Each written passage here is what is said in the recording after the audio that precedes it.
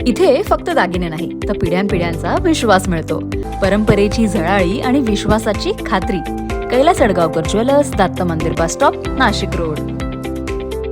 सातपूर महानगरपालिकेत गेल्या 2 दिवसांपासून लाईट नसल्यामुळे ऑनलाईन नोंदणीचे कामकाज पूर्णपणे ठप्प पडले आहे. तर नाशिक शहरात संततधार पडत असलेल्या पावसामुळे सातपूरमध्ये विविध ठिकाणी विद्युत तारेंवर झाडे पडलेली आहेत. त्यामुळे सातपूर महानगरपालिकेत देखील गेल्या 2 दिवसांपासून लाईट नाही आहे. मिळालेल्या माहितीनुसार सातपूर भागात वाढलेल्या झाडांच्या फांद्या कमी करण्यासाठी विद्युत विभागाच्या माध्यमातून लाईट बंद करण्यात आलेली आहे. त्यामुळे संपूर्ण विभागीय कार्यालय अंधारमय झालेलं दिसले.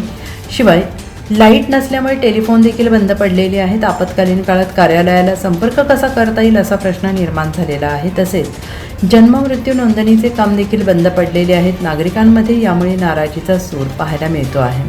तसेच नाहक चक्रा माराव्या लागत आहेत. अनेक ठिकाणी कार्यालयातील अधिकारी कर्मचारी लाईट नसल्यामुळे काम होत नसल्यामुळे संतप्त अवस्थेत बसल्याचे दिसत आहेत. कार्यालयातील ट्यूब पंखे, कॉम्प्युटर, टेलिफोन सर्व बंद अवस्थेत पाहायला मिळाले आहे. NCN न्यूजसाठी प्रतिनिधी सिद्धार्थ लोखंडे, सातपूर.